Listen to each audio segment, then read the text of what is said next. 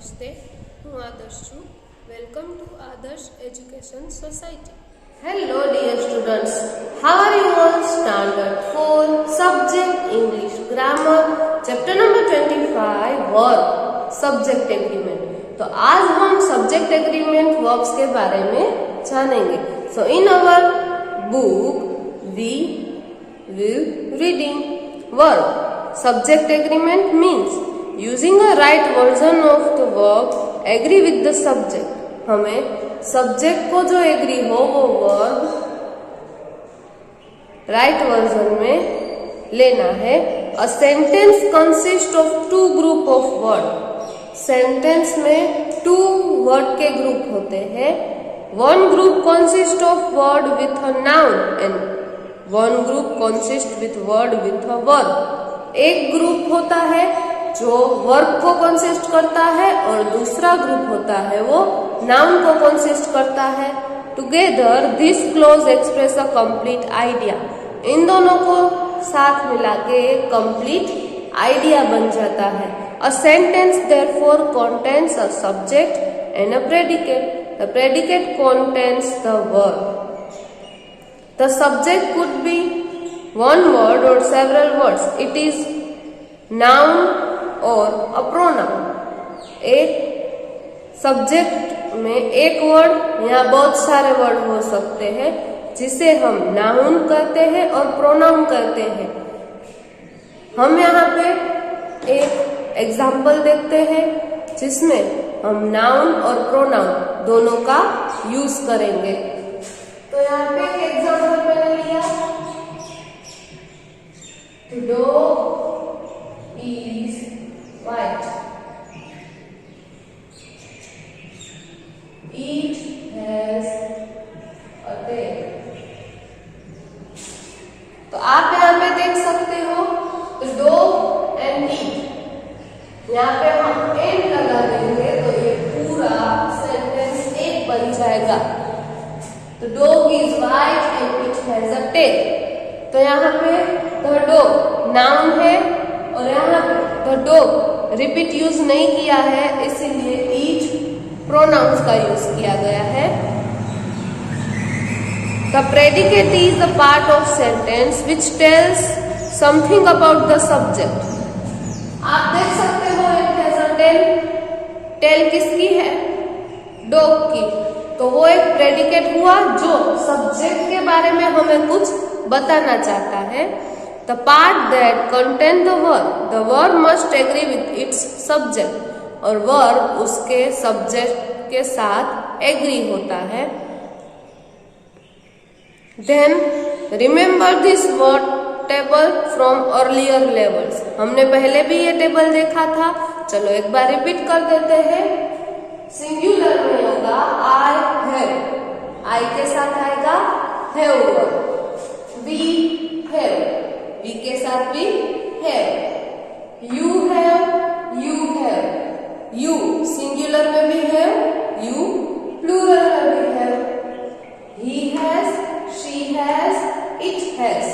He, she, it तीनों के साथ आएगा has. And they have. तो यहाँ पे आप देख सकते हो इस टेबल में सिर्फ he, she, it के साथ ही has का यूज हुआ है. बाकी सारे प्रोनाउंस नाउन के साथ हम have का यूज करेंगे. तो यहाँ पे मैंने एक एग्जांपल लिखा है. Dog has. Singular dog. एक ही डॉग होगा तो उसके साथ आएगा हैज. And dogs have. बहुत सारे डॉग्स होंगे. अगर प्लूरल फॉर्म होगा तो उसके साथ प्लूरल वर्ब हैव का यूज होगा. तो आपने इस टेबल को देखा तो ऐसे ही हम बहुत सारे सेंटेंस देखेंगे. सो हियर हमने यहाँ पे जो टेबल देखा उसके थ्रू हम दो एग्जाम्पल हमारी बुक में दिए गए हैं. अन हैज अ न्यू पपी. आप यहाँ पे देख सकते हो कि अन एक लड़के का नाम है. सो ही के साथ यूज होगा हैज. He has. तो यहाँ पे अन लड़का है इसके लिए यहाँ पे यूज हुआ है इनके साथ हैज.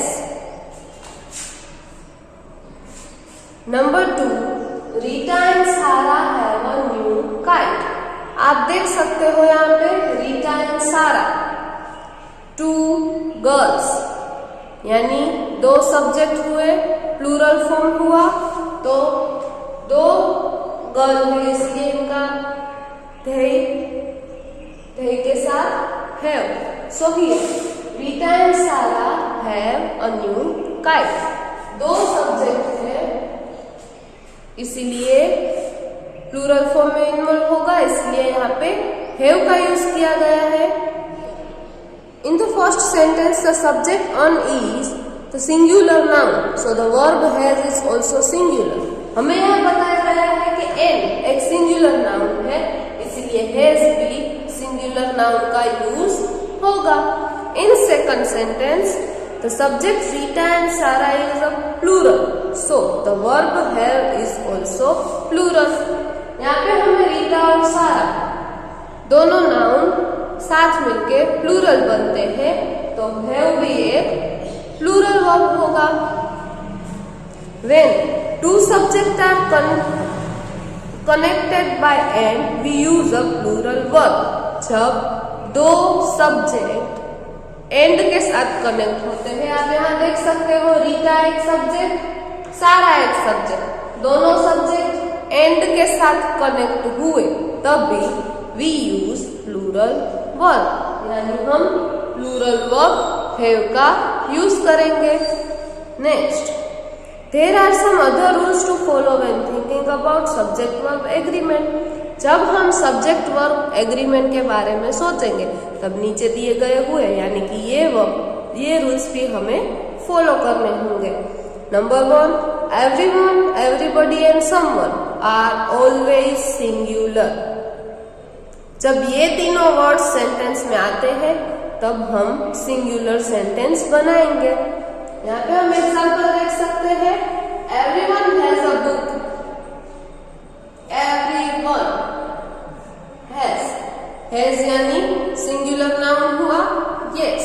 तो एवरीवन के साथ हम सिंगुलर वर्ब, नाउन नहीं, सिंगुलर वर्ब हैज का यूज करेंगे। Second rule, in each, every and no comes before the subject, the verb is singular. जब सेंटेंस में every, each and no आता है, कहाँ, सब्जेक्ट के पहले, तो हम सिंगुलर वर्ब का यूज करेंगे।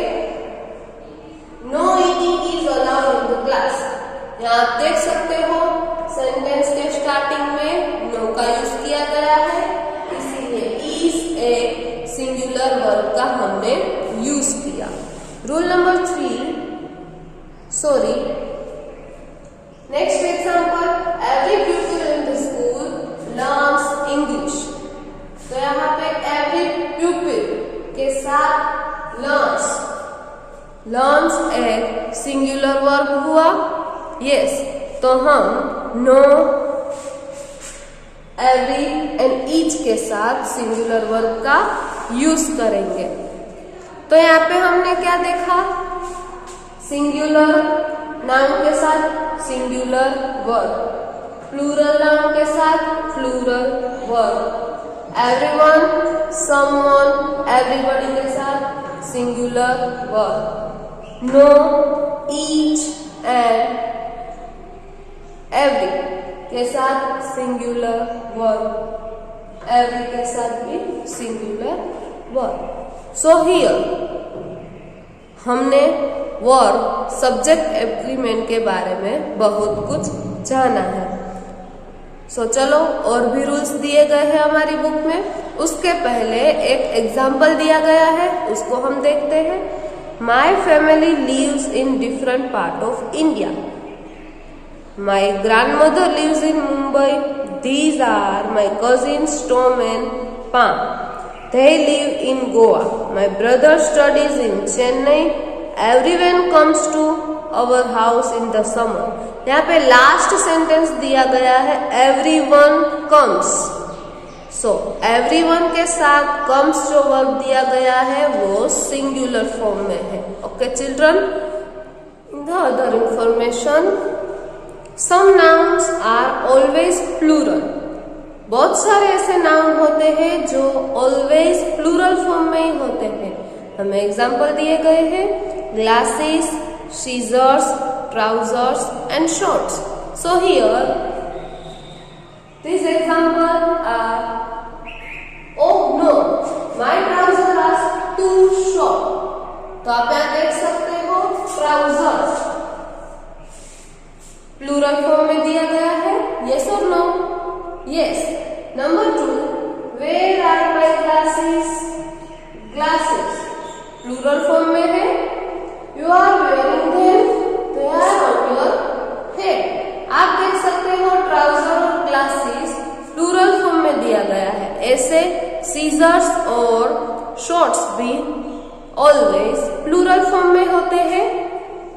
Be careful with noun that we use for groups of people.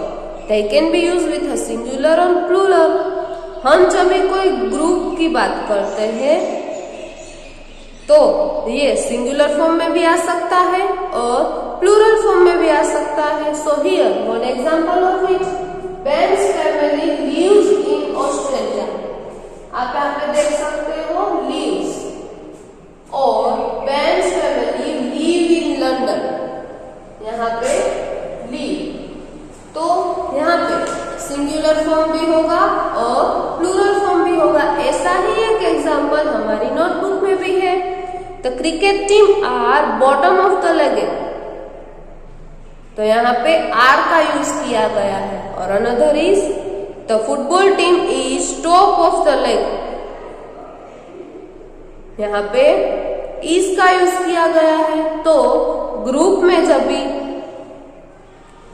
People का ग्रुप होता है तब हम सिंगुलर वर्ब और प्लूरल वर्ब दोनों का यूज कर सकते हैं। सो हमने बहुत सारी इंफॉर्मेशन सब्जेक्ट एग्रीमेंट के बारे में देखी। Yes, thank you for joining us.